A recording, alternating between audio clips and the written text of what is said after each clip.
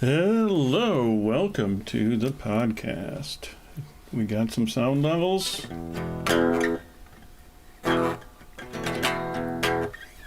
Looks like it. We got a chat. Chat enabled.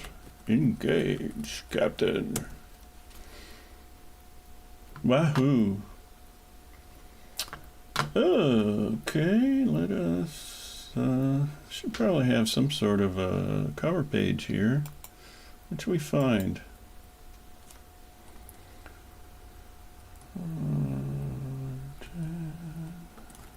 Let me find.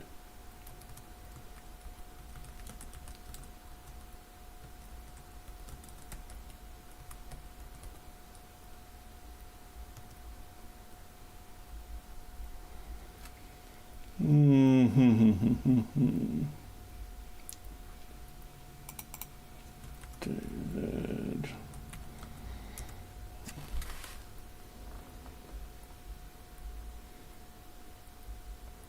Okay, that is...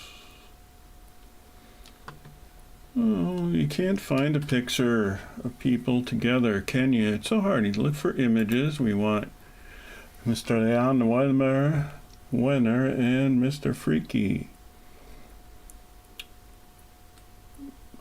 Because for years, I have to admit, since I know nothing about the Rolling Stone magazine, the covers, I've bought a couple and found them to be tedious reads, and over the years, I've bought some based on who's on the cover, that type of thing.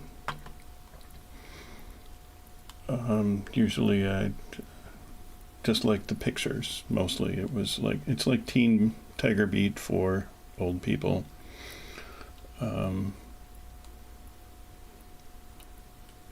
And honestly, before online, that used to be enough. You know, Rolling Stone or whatever. How else were you ever going to find a picture of somebody holding a guitar and playing it?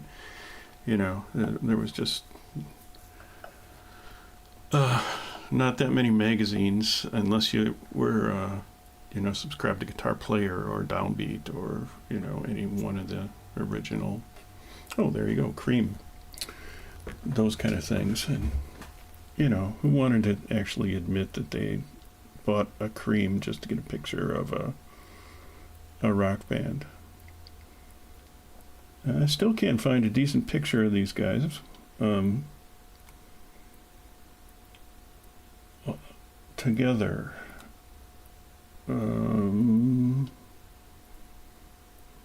So, anyway, the backstory of this is there was, of course, some sort of controversy involving the Rolling Stone and one of its former editors, who was also a bigwig in the Rock Hall of Fame, who's now one old motherfucker, and why should he be a gatekeeper for Rock Hall of Fame when his era of rock was over, 50 or 40 years ago? But that's really another story. But good old Jann Wenner. First of all, I'll try and show a picture of who I thought he used to be, which was David Fricke, because every time I'd see an interview about Rolling Stone, picture may be subject to copyright, from 2015. Okay. Maybe I can show this. I don't know if I can show it, but everybody else probably knows who David Fricke is, and that just shows you how out of touch I am with the world of rock press. And yeah, there's that guy. Yeah, everybody knows that guy, right? Sort of a guy with too long hair, too old, skinny, cheekbones, old guy. And probably a big fan of all the pop rock, heroes of the day in 70s, 80s, and 90s. I don't even know if he was a writer, editor, or what, but every time somebody mentioned Jann Wenner, this guy popped into my head, because he's the reason Yes never got in the Rock and Roll Hall of Fame, or the reason Rush never got nominated, or whatever. Because, you know, to me, rock means prog rock. To them, rock means pop rock. And to the real rock and rollers of the day that they're relevant for, I mean, rock really meant the Kinks and stuff like that. Instead of all the pretty boys, you know. And when you think about it, the Doors were a pretty boy band, at least for a while. So, and anyway, but I digress. So that's that guy. And but Janet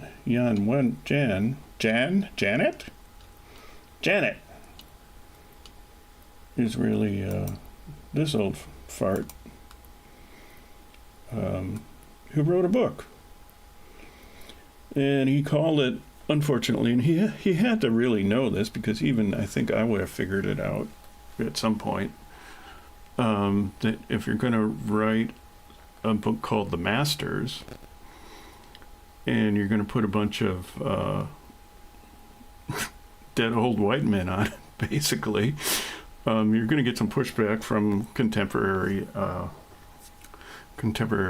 journalism. So he was either monumentally a moron, or he invited the controversy to sell books. It's probably a little bit of both. So there he is. So for 40 years, I had the wrong picture in my head, or 30 years, whenever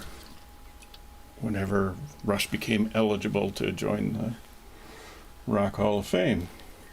But anyway, this gets into the pigeonholing problem and the categorization problem of music in general, and the splitting of hairs into what you consider songs and songwriting, where the dividing lines are. Is it the melody? Is it the instrument? Is it the words? Is it all three, or is it just the words?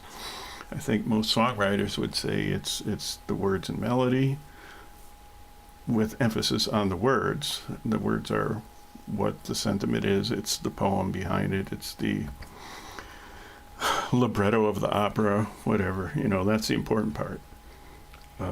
The casual listening public would say it's the melody, and, you know, the words and a good melody really help, but, you know, it's the melody. And the subset of that is it's really the beat. Can you dance to it or not? And, you know, the old American bandstand adage, if it's got a beat and you can dance to it, it really doesn't matter what the guy's yapping about, as long as he's not singing out of tune. And which, you know, you can obviously see in songs by Yes or Led Zeppelin, where you can't really tell what they're keening about. You know, it's sometimes you can hear the words, but they don't seem to conjugate into something that makes sense, and other times it's, you know, ooh baby, you know, watch me stroke.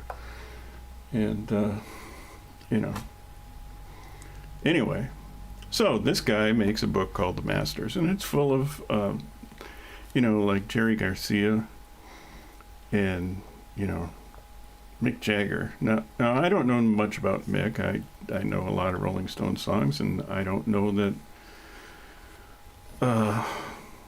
which ones he wrote and which ones were really old blues songs that were repackaged, or what. It's kind of similar with Zeppelin.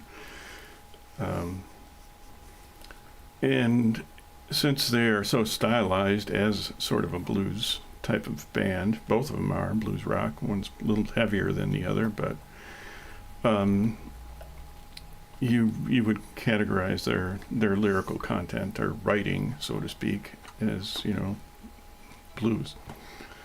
And I would contend there's a lot of other blues writers of lyrics who probably are more articulate about blues type of music and more articulate about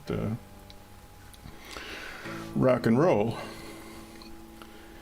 And anyway, and because this guy couldn't come up with any I mean, if you think about early rock and roll, who's the man? It's Chuck Berry, you know? You can say as much as you want about Buddy Holly and those great guitar solos and stuff like that. You know, old Chuck was up there doing it. It was very blues-based. Yeah, when Keith Richards did his documentary about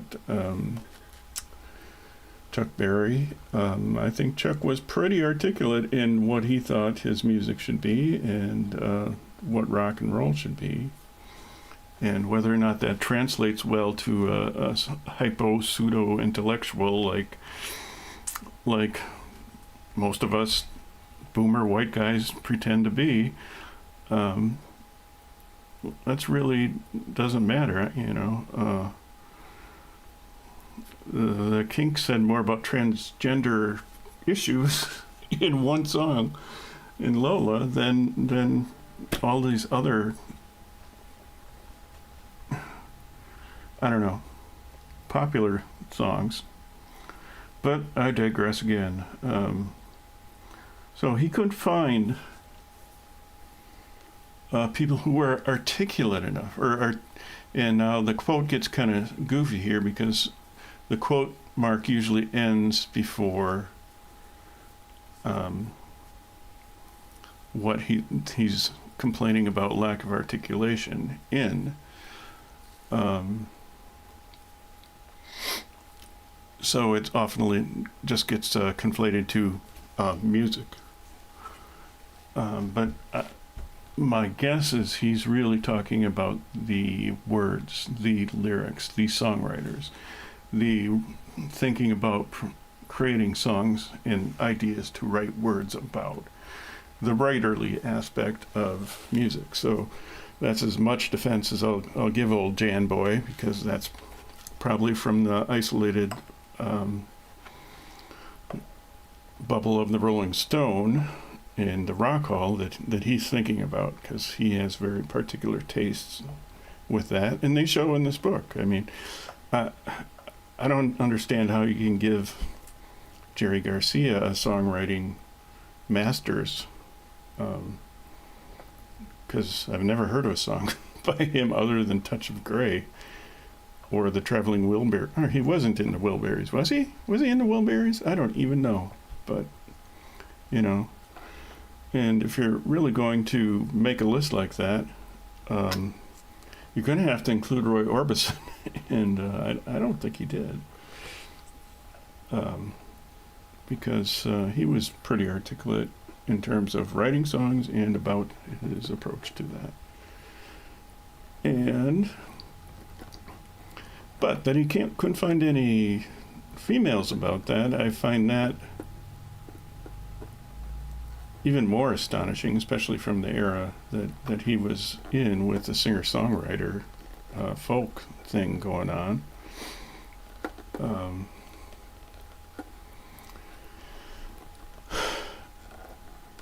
You know, I almost said like Night They Drove Old Dixie Down, but that was that guy who did the Wichita lineman, Jimmy Webb or something like that. Or maybe it wasn't. It's somebody. I don't remember the authorship very much myself. So I, again, as a non-qualified person to make these types of things, I will make a lot of mistakes in this mindless rant that I'm doing here, which really is mindless. It's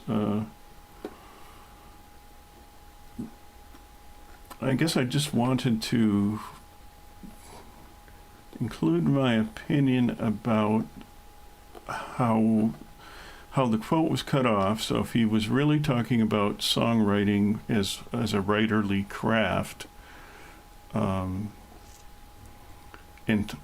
being able to articulate the process of it as a craft, I mean, I'm not sure.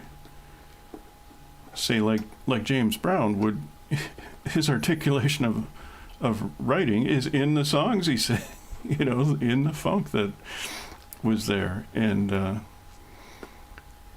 whether or not he interviewed well or could deconstruct it in a pseudo-intellectual way that could be presented in a magazine and written about, is neither here nor there. And he was certainly one of the masters. And there were a lot of masters. And so to be thoroughly fair, I mean, all music from popular music that ever went on the radio, aside from classic, but not entirely excluding classical music, is originated in African American music, from jazz and blues, and there's just no denying it. There would be no pop, there would be no rock, progressive rock, or anything that contained a 1/4/5. Spiritual music of even the early 20th century was all based on that stuff. And Led Zeppelin made a fucking career out of When the Levee Breaks, which was recorded in 1920 the first time, I think. So, with that out of the way, what would we call those? The mothers of invention. The archetypes are all, to a T, are all black, and with the exception of maybe Mozart and Bach and some of those guys.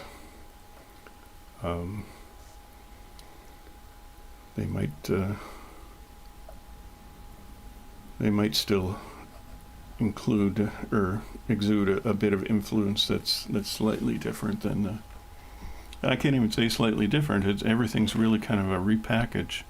All music is the same 12 tones ever since whenever we decided that.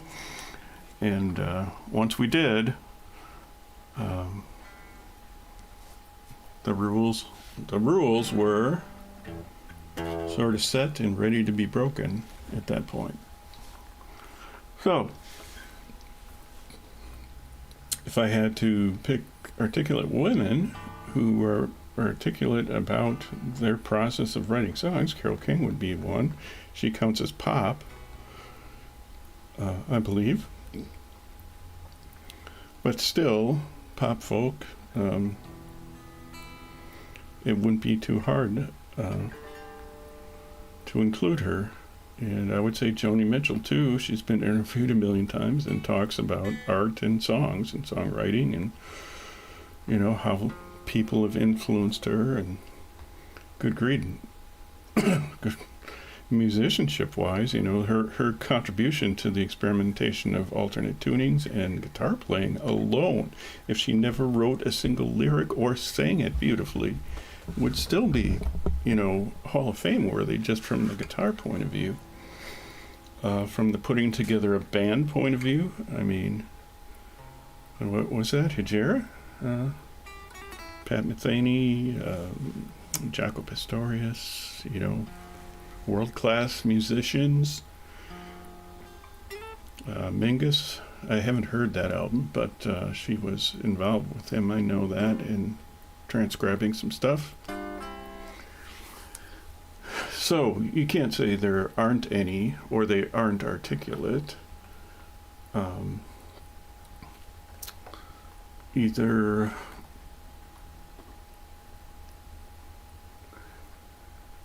in a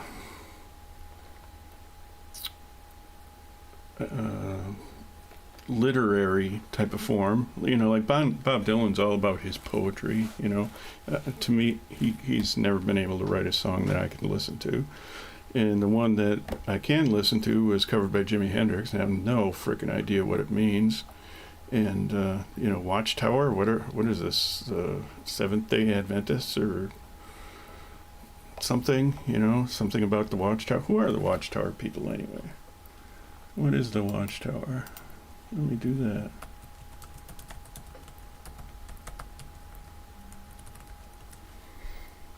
The Watchtower is Oh, Jehovah's Witnesses. Aren't they the same as Seventh-day Adventists? Oh, no. Okay, so. Oh, there's the watchtower, and all along the watchtower, the Joker said to the thief, or whatever. I mean, Jesus Christ, that's poetry. That's fine. But, Dylan's been a darling. I know as far as, people like Penn Jillette find it extremely poetic or informative or emotional. And, I'm just not one of those. I don't get it. Makes love just like a woman, breaks like a woman, like a little girl or something like that, like a rolling stone. Everybody must get stoned. We'll stone you. What? And that made sense back in 1965. Maybe it did. So did strawberries and peppermints, incense and stuff like that.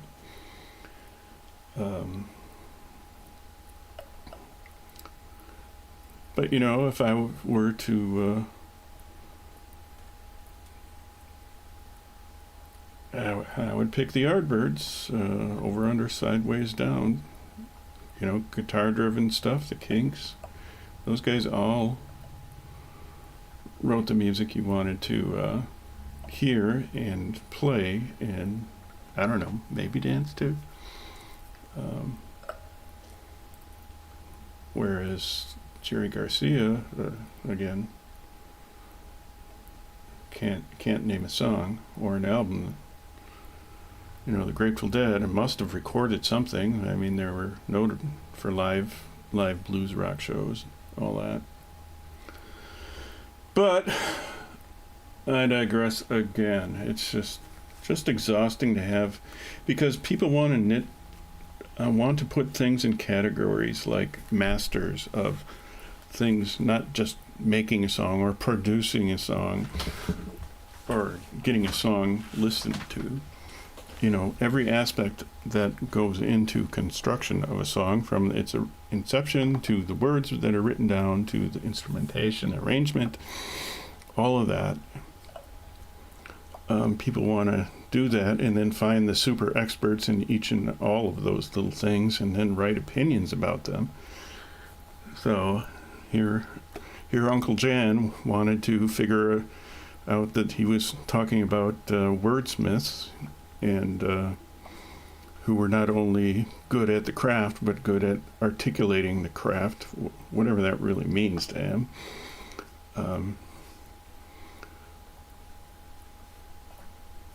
And he still couldn't find, people who were arguably are on that level, or better. It was just his, familiar old boys. And I hate to say it, that's kind of, I'm surprised Elvis Costello wasn't on there, because he was a darling back in the 80s. And honestly, at the time, I did not understand how Elvis Costello, he'd showed up on Saturday Night Live and it's like, what, this is rock? And I couldn't figure it out. I needed distortion through all my life. But in my later years, I did see one of his videos called Veronica and listened to the words, and it was clever. And there wasn't even a guitar solo in it. And I thought, that's probably what they're talking about. But, I didn't go back through his whole catalog and listen to him. Anybody who's going to still call themselves Elvis, it's like, I don't know. Somebody calling themselves Madonna Jane or something like that. Anyway, is that really all I have? Suppose I can get off of whatever this Jehovah thing is. Let's look at our smiling guy with dimples and cheekbones.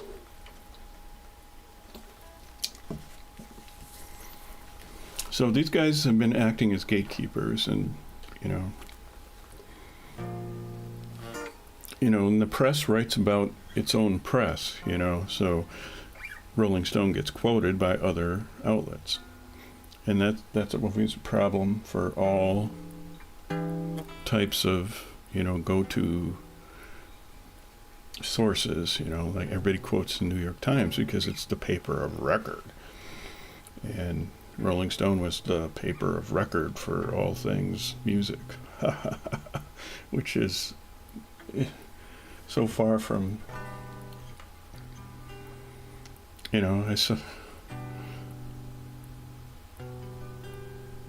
think I bought the one with Madonna on the cover just because I figured I should. Might be worth something someday. And the one with Rush on the cover. But, and any other ones have been incidental reads. Taken with a grain of salt. I mean, when I watched or read record reviews, you know what I read? Stereo review. Succinct record reviews in stereo review. Whether I agreed with them or not, it wasn't bound up in the culture of the, Rolling Stone was so or wanted to be bound up in the so-called counterculture of the 60s when it was anti-Vietnam, anti-Nixon, and would have been anti-Kennedy had any one of them lived. Because they were against establishment. Let anarchy reign and rule.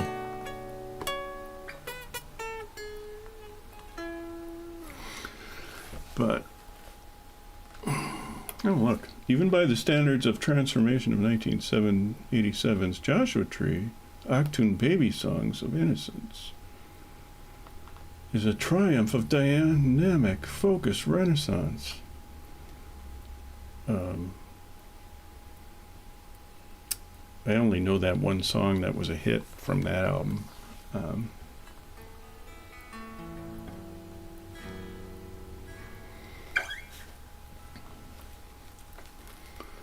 But anyway, quite honestly, the likes of, say, Rick Beato and Justin Hawkins has made the need for a Rolling Stone magazine completely obsolete. They're more topical. They're on actual music that people listen to and not ones that they're supposed to listen to because of, whatever gatekeeping criteria they use.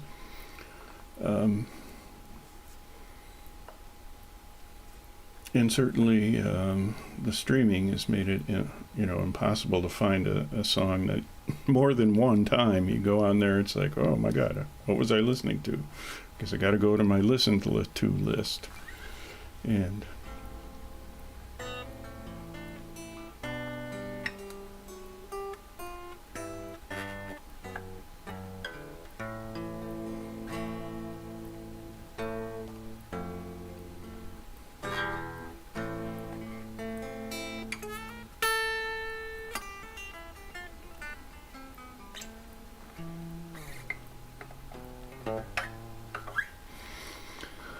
why is there a playlist here? Elvis Presley, David Crosby.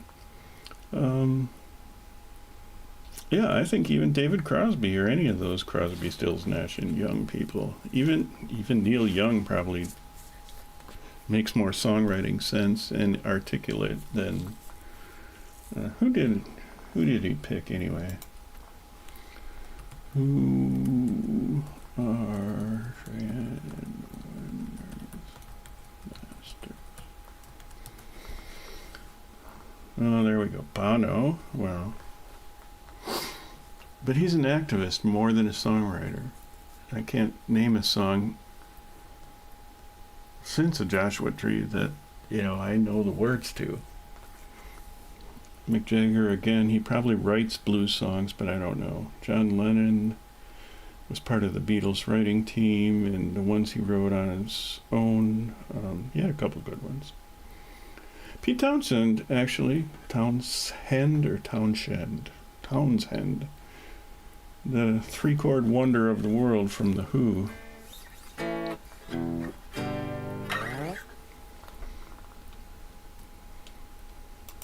Hey, look who's here, Sassy Cat.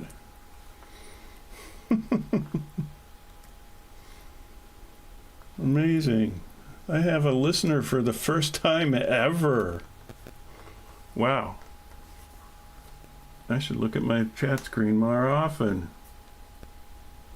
Big bang boom. Yeah, so I don't mean to denigrate any of these guys who actually can write a song. I mean, have you ever tried to write a song? It is freaking hard. Is a what? Oh, with the heart's in the way. A tool?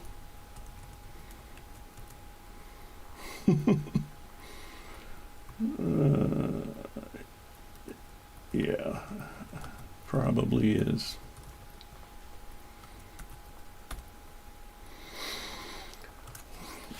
Yeah, like I was saying much earlier, I really spent because I'm a big Rush fan, I spent years blaming the Rolling Stone and the Rock and Roll Hall of Fame and Jann Wenner for Rush and other progressive bands not getting into the Rock and Roll Hall, while a lot of times, disco queens. Not that there's anything wrong with disco queens. In my old age now, I can actually hear more rock and roll in disco songs than I can hear in a lot of contemporary stuff.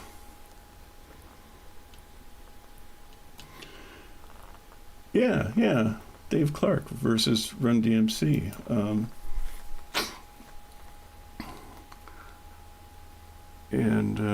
Again, but Dave Clark was part of the English, I believe he was part of the English thing, and I don't know if he lasted more than one album.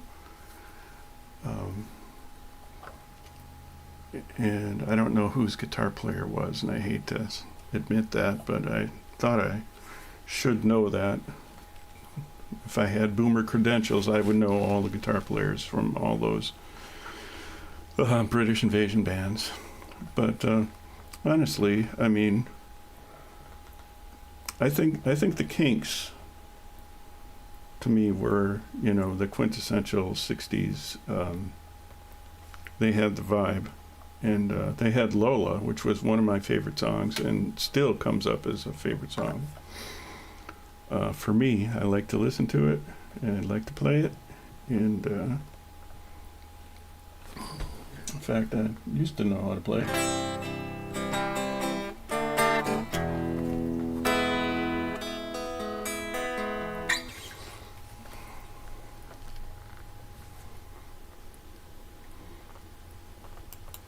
Oh.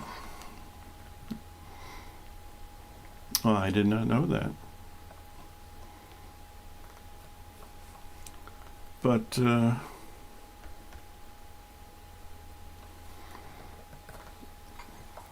again, I think when I was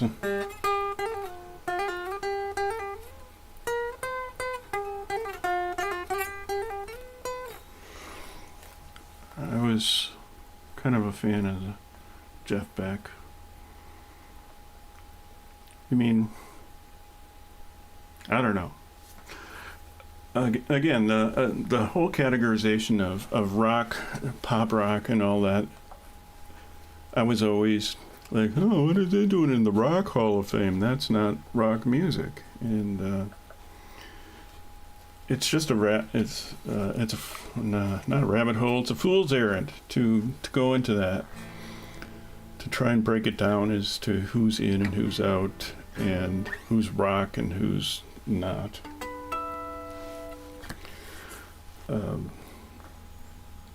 There's always going to be a counterexample. I believe in influences.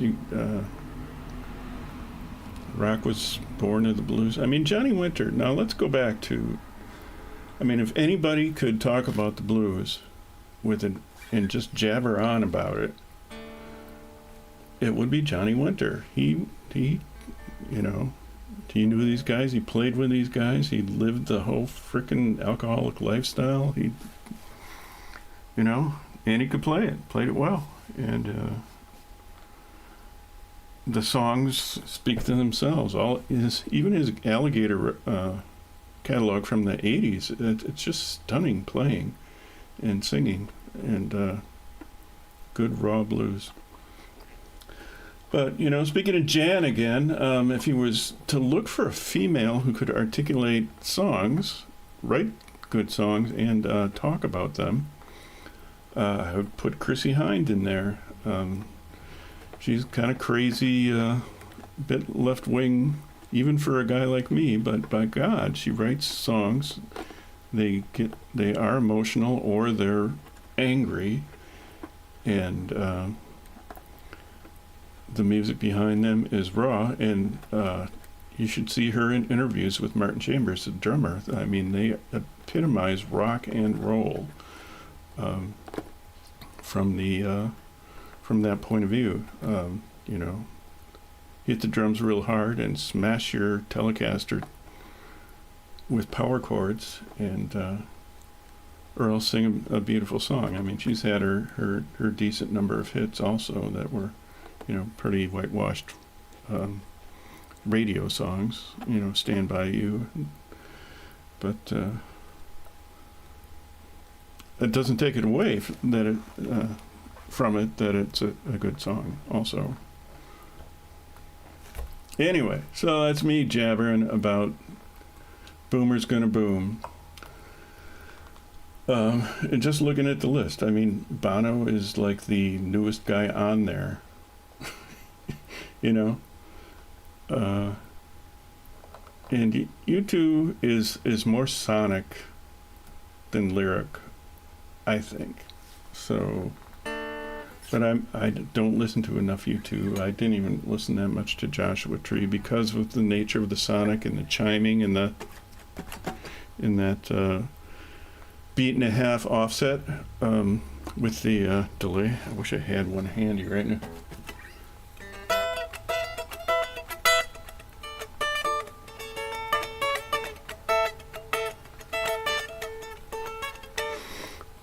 You know, it sounds like 16th notes, but you're really doing eighths or dotted eighth notes.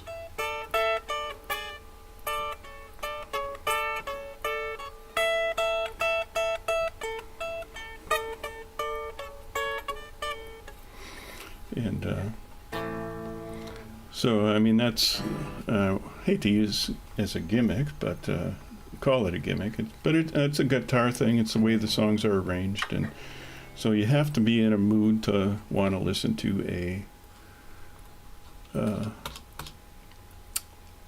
Bono song, I think. Of course, he did When Love Comes to Town with good old B.B. King back when I think that was still in the 80s, 89 maybe.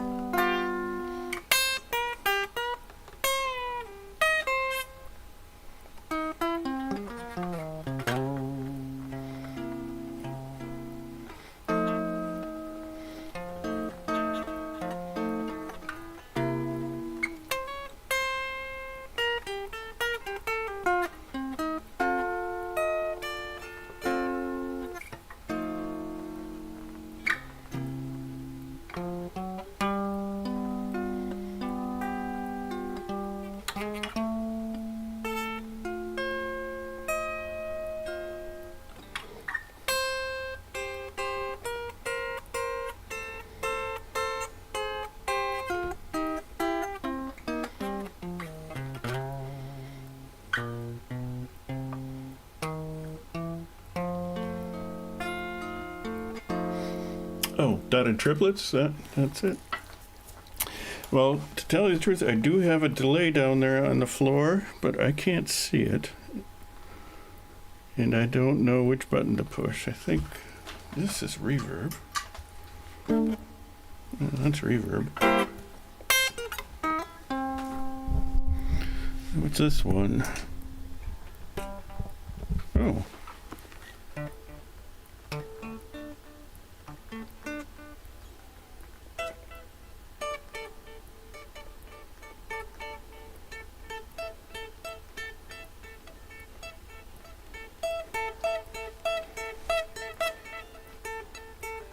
It's a little too fast. I can't.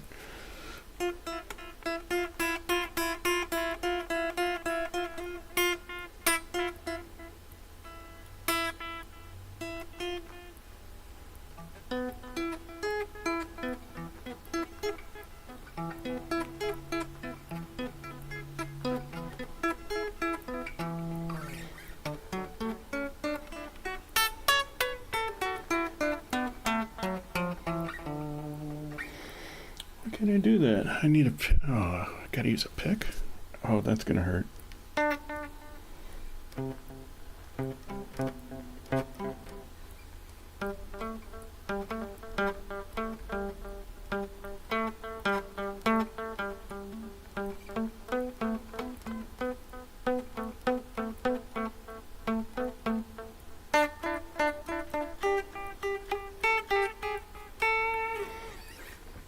Dang it.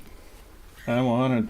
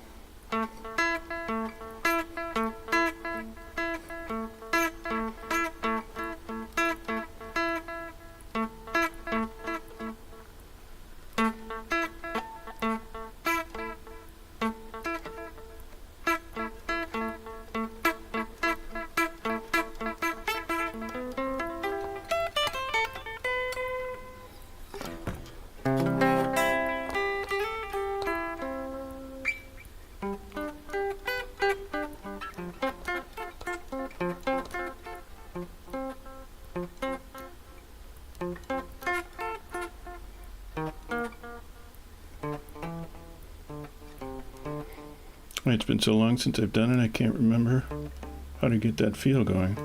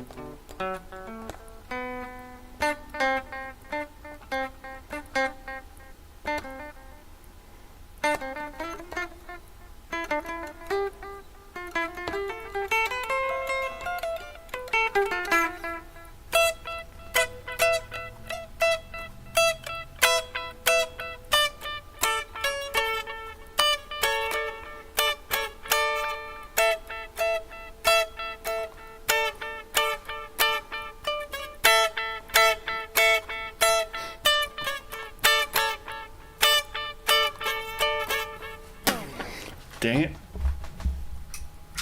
I should actually practice more.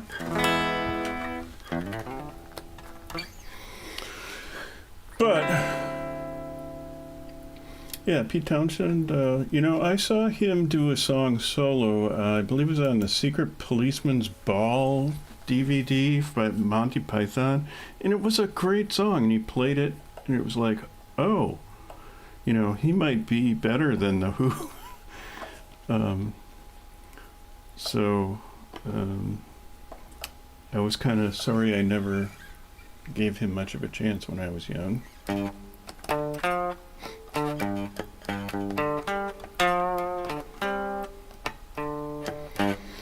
And I half expected to be on here would be what's a thin white duke? What's his name? The hair guy, the spiders, Mars boy, David Bowie. I expected David Bowie to be on there.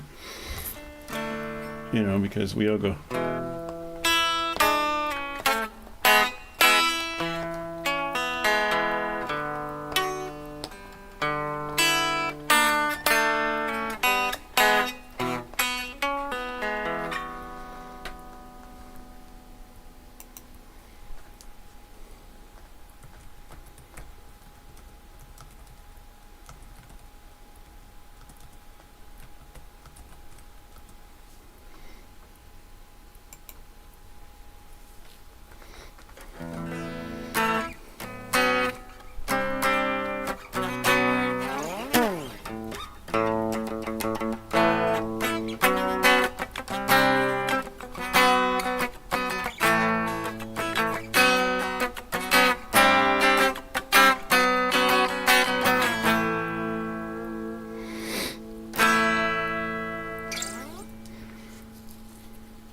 Yeah, well, I actually do need to work on some more Greg transcriptions.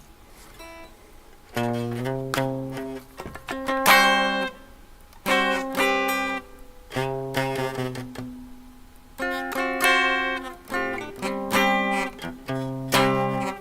I just still can't make that stretch.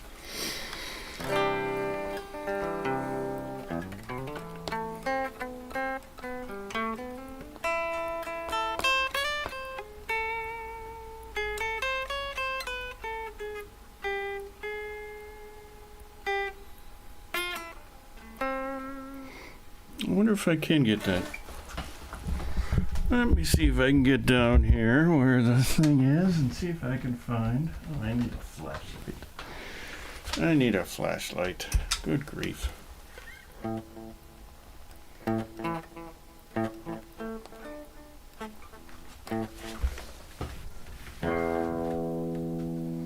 is the tempo?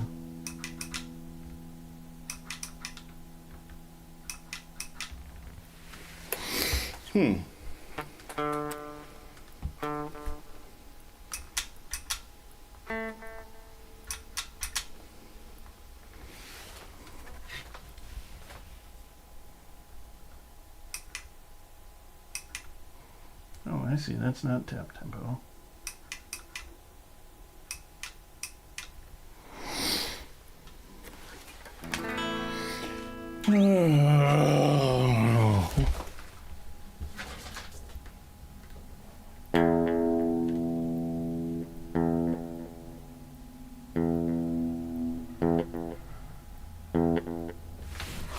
Okay, so there's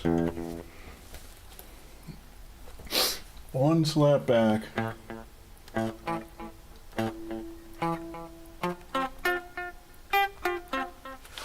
Need that slower?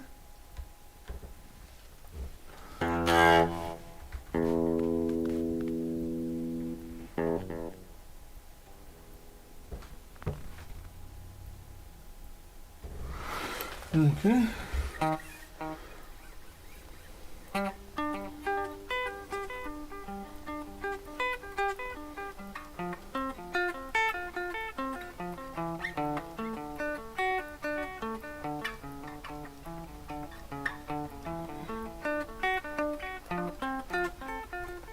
A little bit faster than that would be helpful.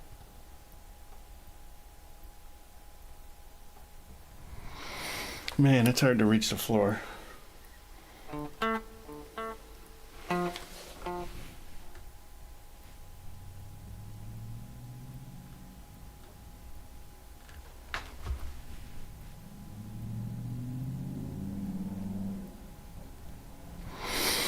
Try that.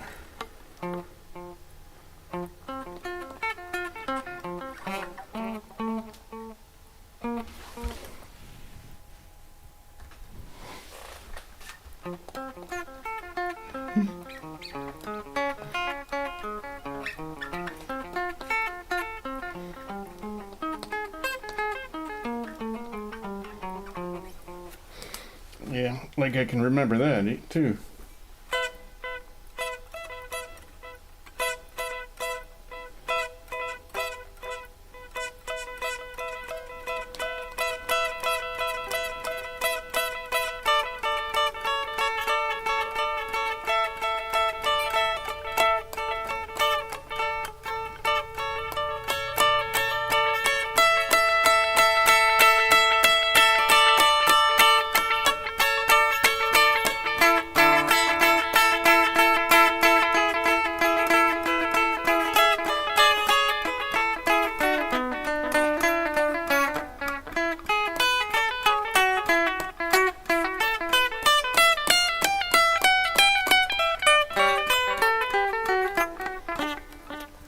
There you go.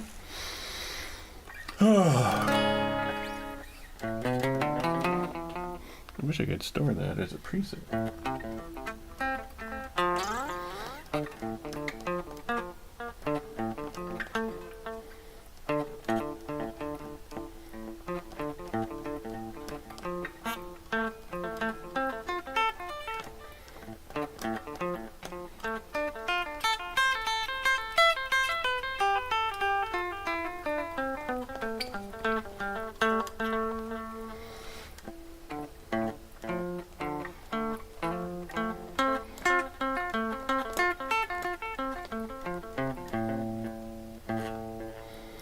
How did that go?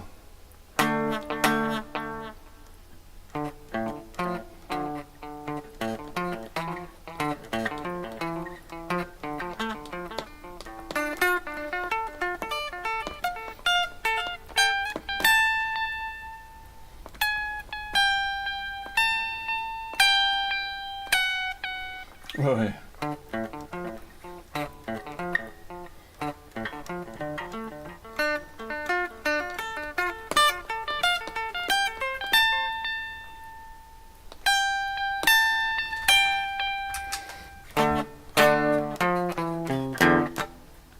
Yeah? No?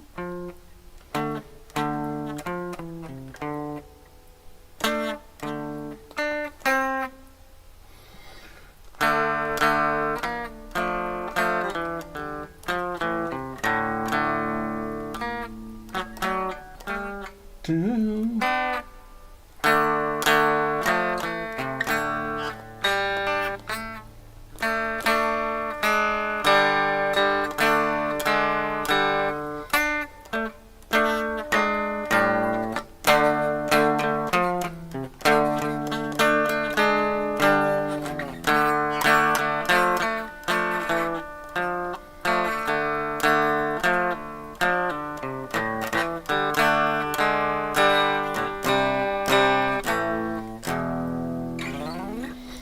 Anyway, that's the... Anyway.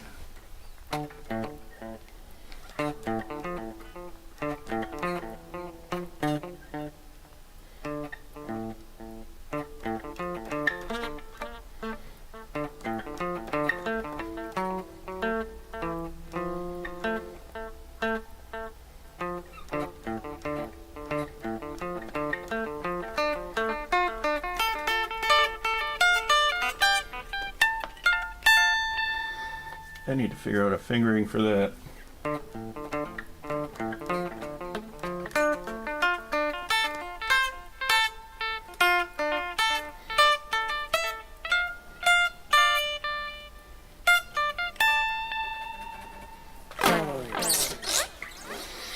So, yeah, Boomer's gonna boom. That's what boomers really should be doing, is playing Inagata Vita and remembering all those old songs that really used to be what rock and roll was, you know? Let's see if I got any distortion that doesn't suck. You know? To hell with Robert Plant and his underage girls. Where's the distortion button? Oh, there it is.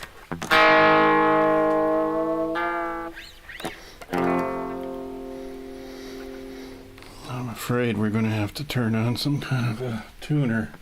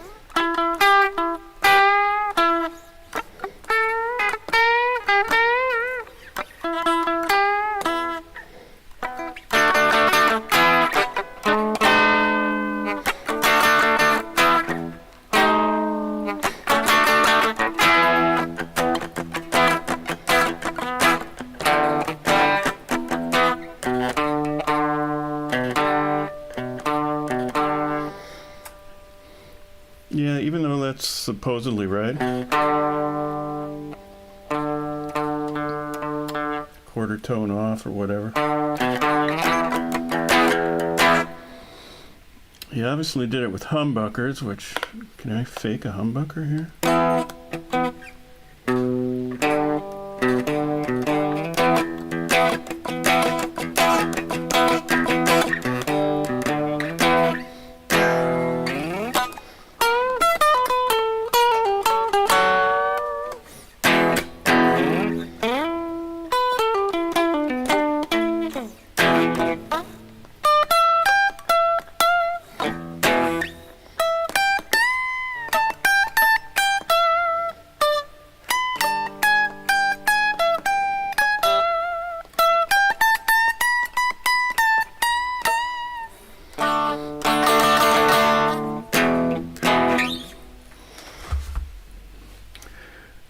I must defend myself here. This is an $89 Indio guitar that I use for these kind of things. So, we got single coils all the way around, and it is...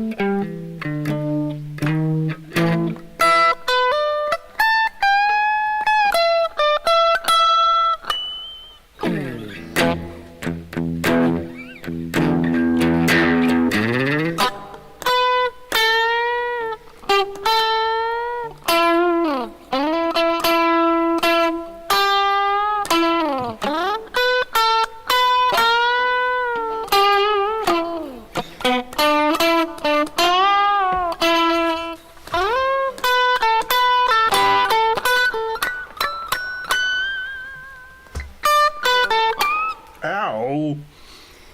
Ow! Arthritis, arthritis, arthritis.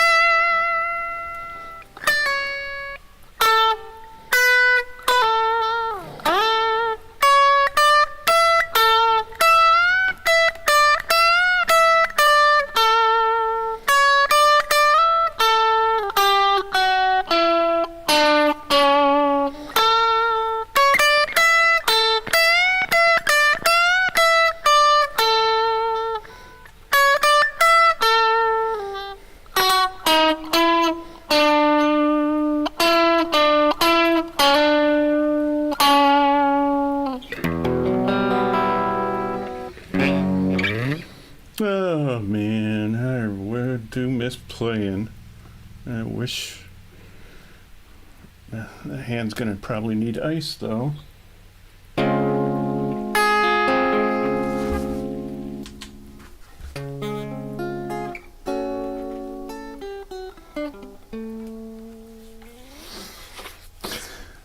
So, that is how we spent our afternoon.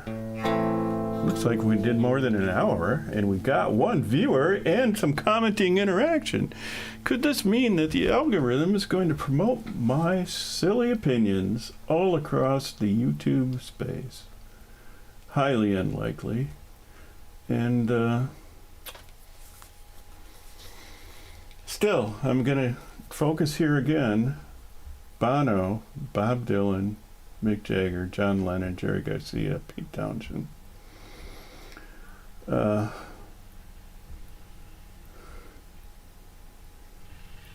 Wenner's in his 70s. All these people, except for Bono, I think he's my age, a little older. He must be 65.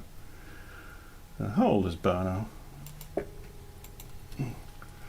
How old is Bono? Oh, he is exactly my age. Holy cow. So, but everybody else, septuagenarians, they haven't written anything new in forever, or else they're dead. I can't say much about the new Rolling Stones album because I haven't heard it. I don't know if it's new songs, old songs, or somebody else wrote the songs and they just, who knows. But I'm just going to throw a couple of I really can't because again, this is like the guy's last gasps. There's been interviews with guitar players and songwriters, and the people doing the interviewing. I mean, Rick Beato's my age; he's 60-odd years old, and you know he's more dynamic than your average 70-year-old, and he's familiar at least with the process of modern song writing and making, and has better opinions. Justin Hawkins, you know, he's a guy I hardly ever agree with his opinions on songs, but you know, he knows what he's doing as far as what his take is. He's not just pissing in the wind like I am here. So I just know I like guitars, and I do like the singer-songwriter songs that I've heard throughout all the last decades, and most of those are women, and it's I think it's telling that when you're from the 70s that things used to be culture-wide, and that's part of the boomerism here. Is like, well, something made it through the gates, and then it was broadcast everywhere on all mediums, and even eventually, you know, like Rolling Stones play stadiums, or Pink Floyd plays Milwaukee County Stadium, or Led Zeppelin embarks upon a giant tour. You know, those were national news headlines, which would, you know, now even Taylor Swift gets, you know, 30 seconds. It's like, well, Taylor Swift broke another record, and her Eras tour made more money than the national budget of most countries. And honestly, most countries would be better run by Taylor Swift. Yeah, and maybe even this one. But I digress on that. I don't want to get into politics. But the rock band is culture swear. You know, a song didn't. But by definition, a song today can never have the meaning that it had when like a whole generation listened to it. You know, everybody saw the Woodstock concert. Everybody heard the Star Spangled Banner. Everybody heard Sweet Judy Blue Eyes, you know, played by Crosby, Stills, and Nash, and thought it was a pretty song, an excellent harmony, and it was, and everybody heard it because you had a radio and it was on the radio, and if it wasn't on the radio, people were talking about it on TV, and that kind of pervasive media dominance just doesn't happen.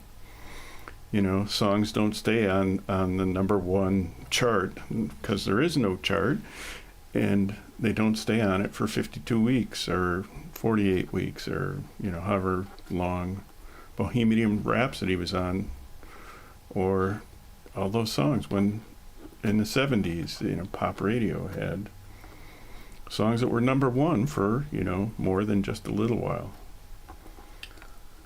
We don't get that now. And this article or book is written by a guy who was part of that generation that no longer exists.